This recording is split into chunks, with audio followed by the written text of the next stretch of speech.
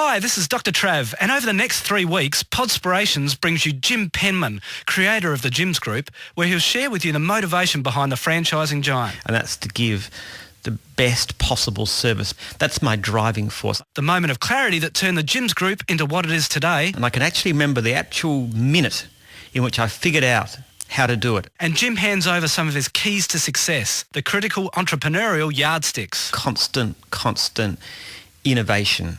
The first thing. Welcome to another Podspiration with Jim Penman. Okay, well, I certainly didn't start out in life trying to be with the idea of being a gardening contractor.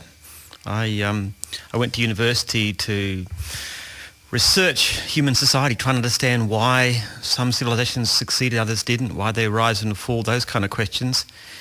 And I find myself nearly with a PhD in history about the age of 30, having failed my doctorate, at least the first time, and really unemployable. So I turned to the only thing that I knew, which was gardening, which I'd done basically since I was 8 years old and as a student. When I started off mowing lawns full time, basically I found it very, very easy to find and keep customers. Even though it was a drought year, that first year, 1982, 83, the summer, it was actually illegal to water lawns. And I just found myself completely flat out. I just did gardening, blackberries, rubbish removal, everything. So even in the worst conditions, I still had plenty of customers because I looked after them really, really well. That's one of the things I've always been very fanatical about, my customers doing great work, making a very clean job, always turning up when I said I would. So I very quickly, within a few months, got to the stage where I had more work than I could handle. So I thought, okay, I was always ambitious. So what do? So I started putting on subcontractors. And finding the work was easy. What I really had a problem with was the quality control. That most of my subbies were just not nearly as good as I was. In fact, at that time, I can remember looking at a book once and half the messages coming in, it was all pre-computer, half the messages coming in were complaints and the other half were new jobs. That's how bad it was. What I wanted to do was to go back and finish my PhD. So I had to get rid of the full-time work I was doing mowing lawns. So what I actually did was decided to sell some of my customer base. So I put an ad in the paper and I found somebody who was interested and the process went through. But by the time this guy came to take over, I actually had built a whole lot more customers. So I thought, okay, I'm still not out of this thing. So I actually decided to sell that second business.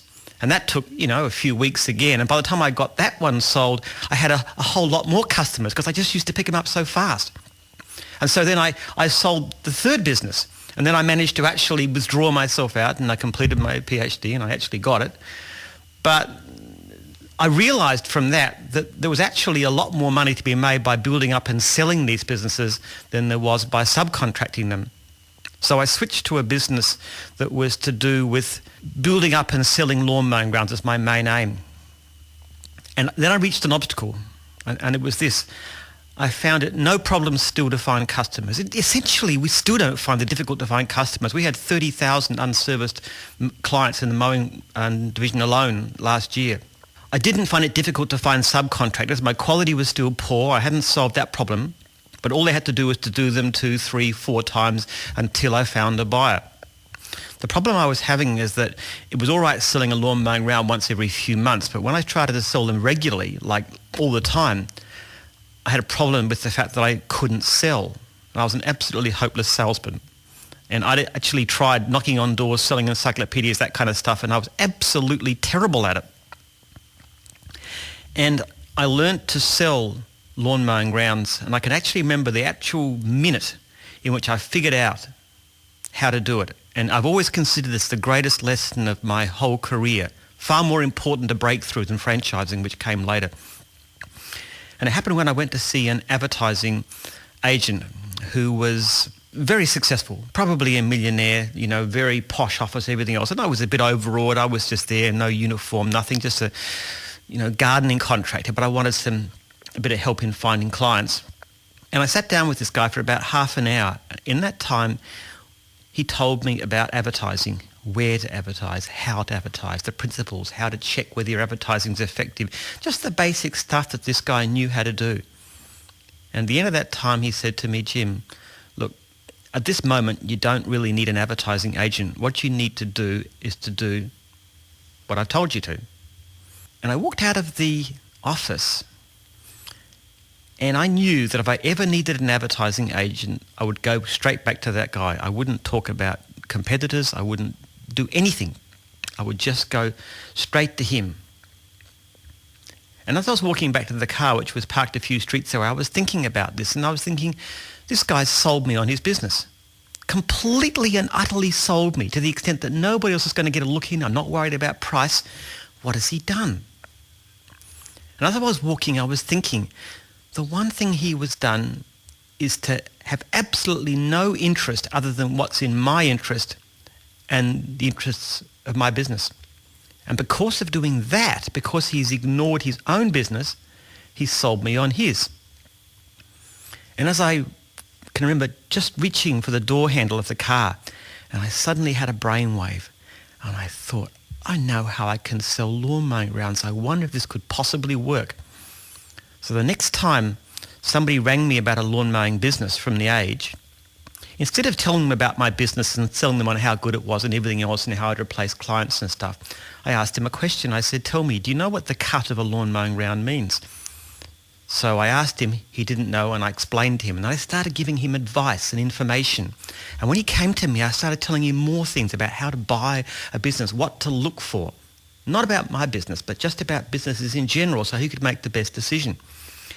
And at the end of it, I just briefly told him about my business, what it was, how many customers and so forth. And you know what?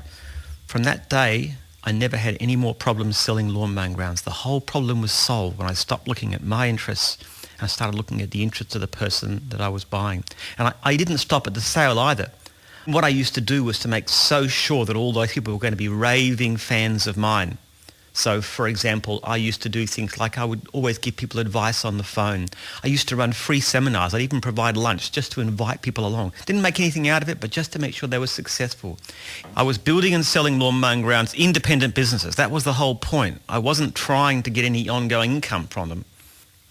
And then people say, when did you get the idea of franchising? Who told you that? And, it must have been a great brainwave and obviously the breakthrough in your business. In actual fact, it was blindingly obvious, the idea of franchising. I'd thought of franchising for years before.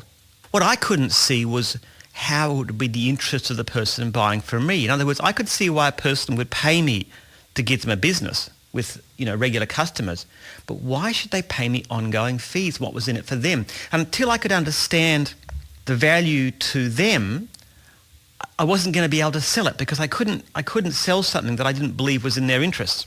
In next week's Podspiration with Jim Penman, Jim explains how the sneaky move into franchising came about. What triggered it was the coming of a company called VIP Home Services, which at that stage had about 250 franchisees. It doesn't sound much now, but it was huge in those days. And I went in and just undercover, basically asked them about their business. That and more in next week's Podspiration. I'm Dr. Trav.